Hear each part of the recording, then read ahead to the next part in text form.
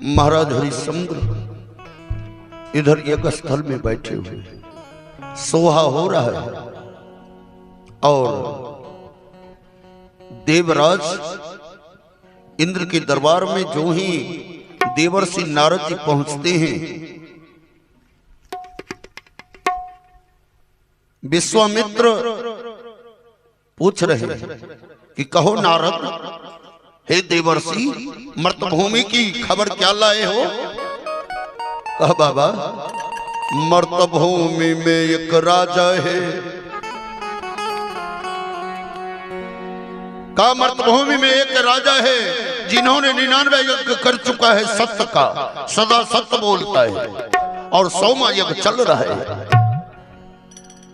देवराज जो ही सुना 100वां यज्ञ चल रहा है, अब तो एक ही यज्ञ बचा हुआ है, एक यज्ञ और कर लेगा तो मेरा राज सिंहासन छीन लेगा।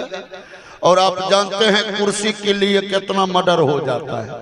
वो कुर्सी के लिए सरकार देवता करता है तो क्या यहाँ हम लोग भी कर रहे हैं कुर्सी के लिए, ना कुर्सी एक न लड़ाई है।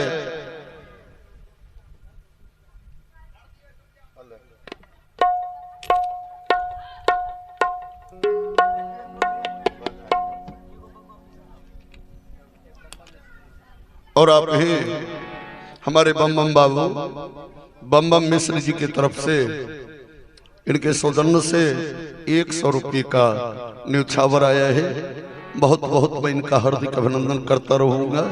और के खोली कपट के बरिया हो सतगुरु वीर साहेब, खोली कपट के बरिया हो सतगुरु वीर साहेब, के खोली कपट के बरिया हो सतगुरु वीर साहेब।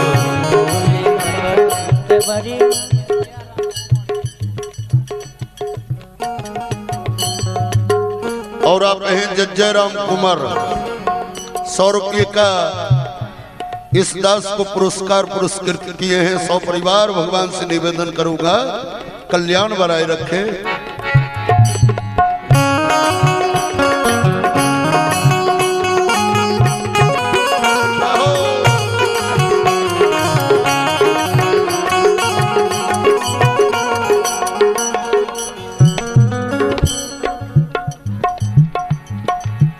और आप हैं अशोक बाबू, अशोक मिश्र 100 रुपये का दान है।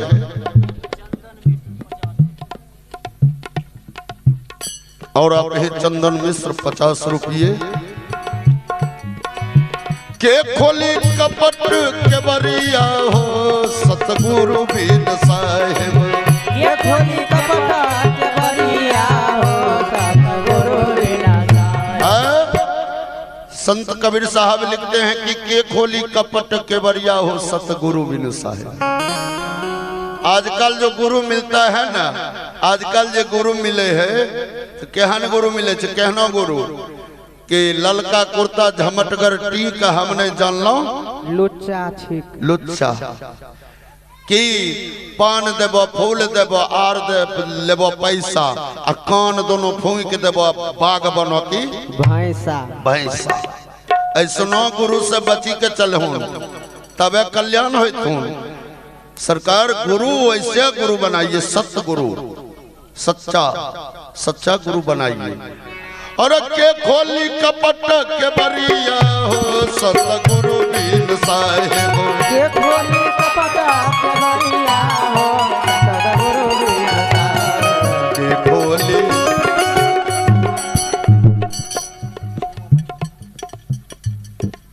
और आप हैं श्री उमापति मिश्रा जी, इनके सौजन्य से भी 100 रुपये का दान है।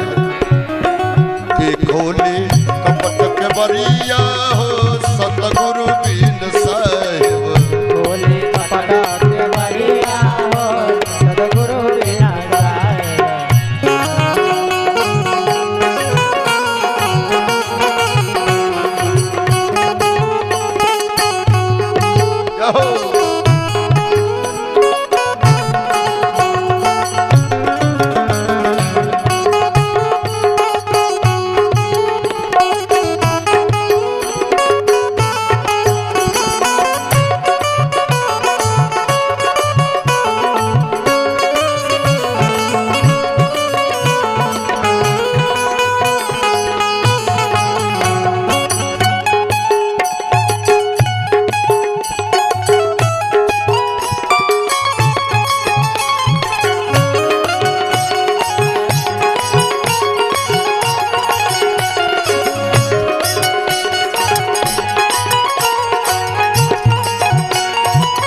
अपने मन की बड़ी कुलवंती, अपने मन की बड़ी कुलवंती, अपने मन की बड़ी कुलवंती, अपने मन की बड़ी कुलवंती, अपने मन की बड़ी कुलवंती, अपने मन की बड़ी कुलवंती।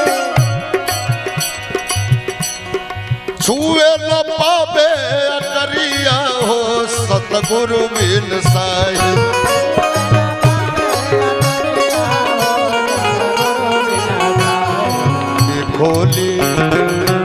खोली कपट के बरिया हो सतगुरु बिन साहिब।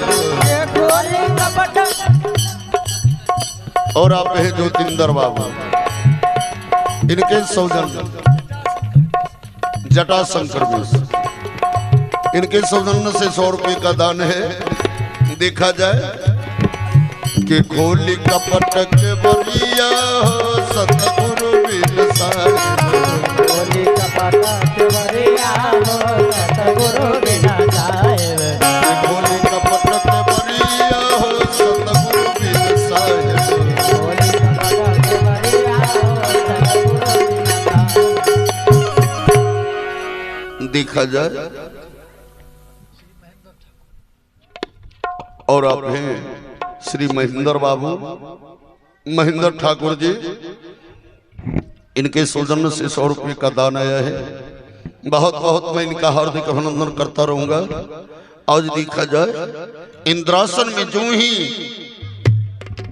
देवऋषि नारद जी कहते मर्तभूमि में एक राजा है, महाराज धीराज सत्यवादी राजा हरिश्चंद्र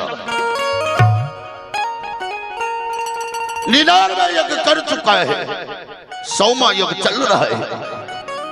100वां यज्ञ का नाम जो ही लिया, बगल में विश्वामित्र कहते देवराज, देवराज घबराओ नहीं, मैं उसे 101 यज्ञ पुरने के लिए नहीं दूंगा। तब तक में उधर से वशिष्ठ बाबा आ गए। वशिष्ठ बाबा कहती, हे विश्वामित्र आप क्या करोगे? कहा मैं उसे चढ़ा कर राज कर दूंगा, यज्ञ करने होने नहीं दूंगा। कहा यदि वह यज्ञ कर लेगा तब, कहा उसे सत्य के पथ पर से नीचे उतार कर रख दूंगा। कहा कभी नहीं हो सकता। यदि उसका सत्य अटल रहा तब, कहा तो वशिष्ठ जी आप सुन लीजिए, यदि उसका सत्य अटल रहा तो मैं 60,000 वर्ष की तपस्या उसे मुफ्त में दान कर दूंगा।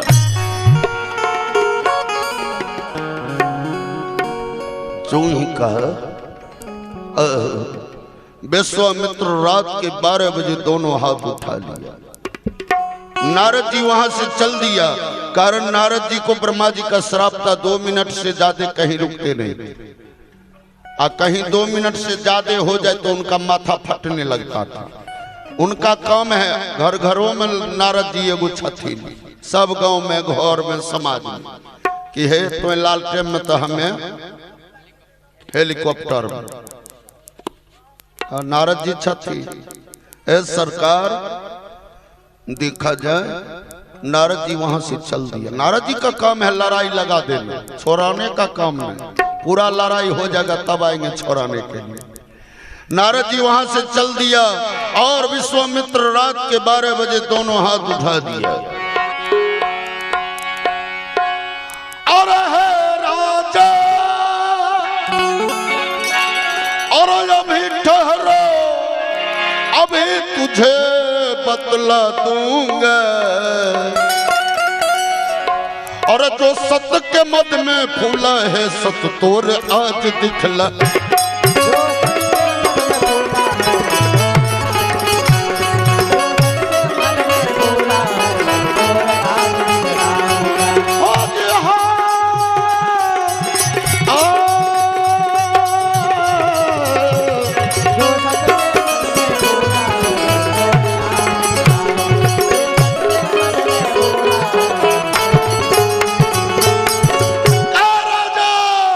मैं आ रहा हूं। विश्वामित्र त्रिपुंड चंदन कर लिया। त्रिपुंड चंदन है, हाथ कमंडल लिया, चल दिया। महाराज हरिश्चंद्र, महाराज हरिश्चंद्र और आप हैं हमारे मृत्युंजय मिश्र, 101 रुपये का दान है। बहुत बहुत मैं इनका हार्दिक अभिनंदन करता रहूंगा।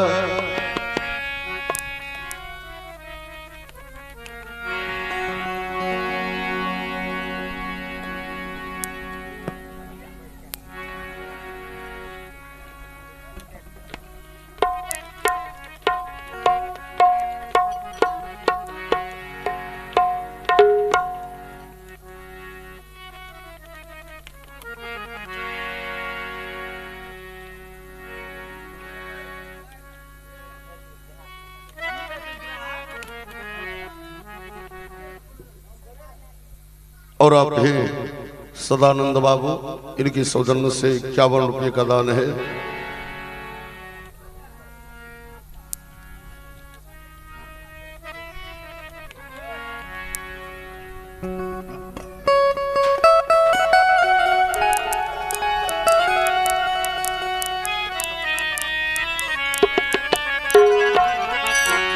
यही हरि भक्त कहते हैं, यही सदग्रंथ गाते हैं। न जाने कौन से गुण पे दया निधि रिझ जाते हैं। न जाने कौन से गुण पर दया निधि रिझ जाते हैं। यही हरि भक्त कहते हैं, यही हरि भक्त कहते हैं। वो यही सदग्रंथ गाते हैं। न जाने कौन सा गुण पर दया निधि रिझ जाते हैं। न जाने कौन से गुण पर दया निधि रिझ जाते हैं।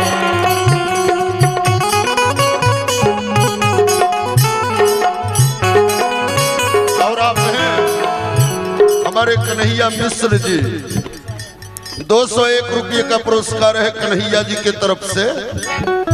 इसीलिए तो कन्हैया जी का भजन है। न जाने कौन सा गुण पर दया निधि रिझ जाते हैं। न जाने कौन से गुण पर दया निधि रिझ जाते हैं।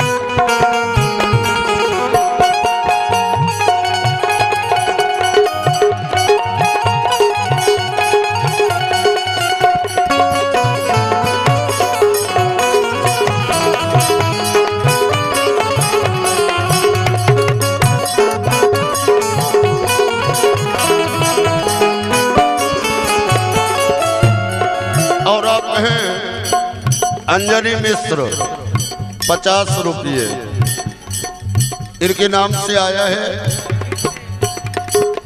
बहुत बहुत मैं इनका हार्दिक अभिनंदन करता रहूंगा भगवान के दरबार में। नहीं करते स्वीकार निमंत्रण नृप दुर्योधन का। नहीं करते हैं स्वीकार निमंत्रण नृप दुर्योधन का। नहीं करते स्वीकार निमंत्रण नृप दुर्योधन का।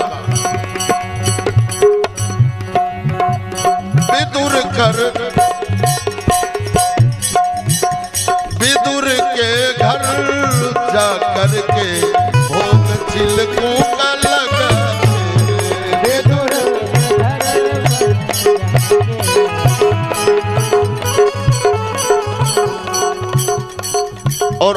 हमारे अनिल बाबू, अनिल मिश्र, इनके सौजन्य से 201 रुपये का पुरस्कार है।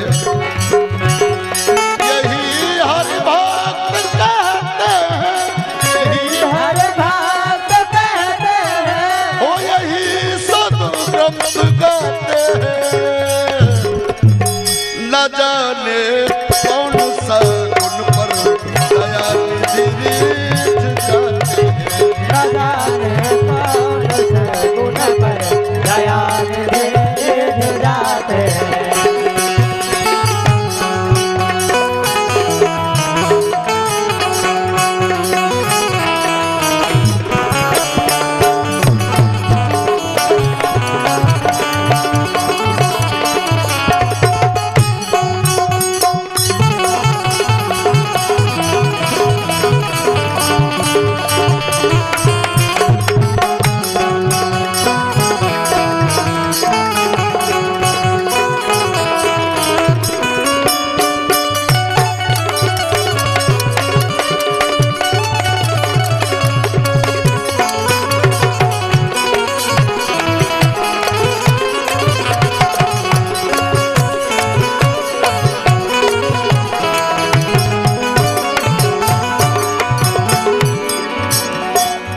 देखा जाए बड़ा ही सुंदर बिंदु जी महाराज लिखे हैं इस पद को। ना मधुपुर से दुख दशा सुनकर, नया मधुपुर से दुख दशा हो दुख दशा सुनकर द्रौपदी की, देखा जाए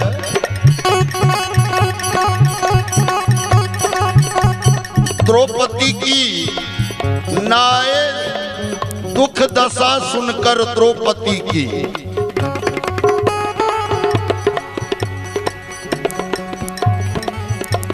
द्रौपदी की दशा सुनकर, द्रौपदी की दशा सुनकर द्वारिका से दौड़ आते हैं। द्रौपदी की दशा सुनकर दौड़ आते हैं। हो न जाने कौन सा उन पर दया निधि जाते हैं। न जाने कौन से गुण पर दया निधि जाते हैं। देखा जाए रात के 12 बज रहे हैं, महाराज हरिश्चंद्र सोए हुए, रानी सेव्या राजमाता सेव्या पांव दबा रही है, रोहित कुमार बगल में सोए सोए भजन गा रहा है। वही नाम गा रहे हैं ध्यान घन श्याम का दीवाना बना देता है।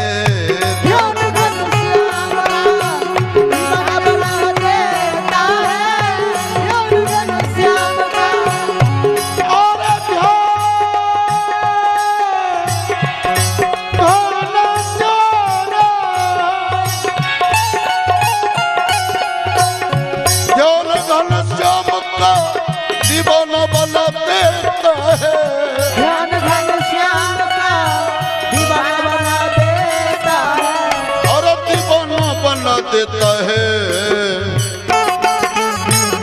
बाग दुनिया को भी, बाग दुनिया को भी परवाना बना देता है।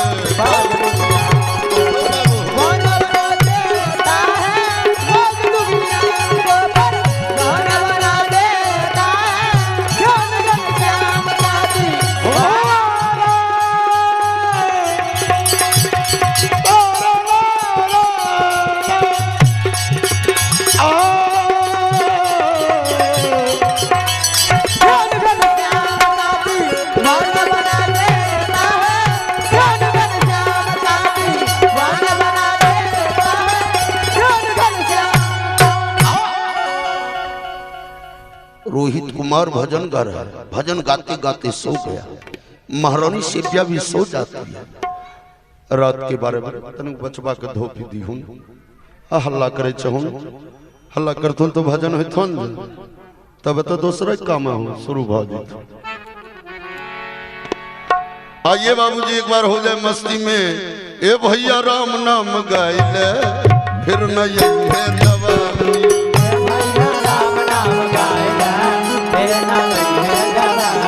ओ ये भैया हे चाची हे काकी हे काकी ताली बजाइले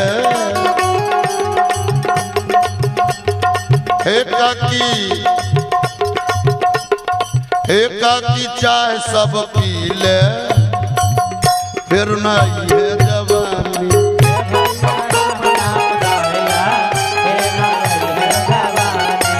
आई है जवानी फिर न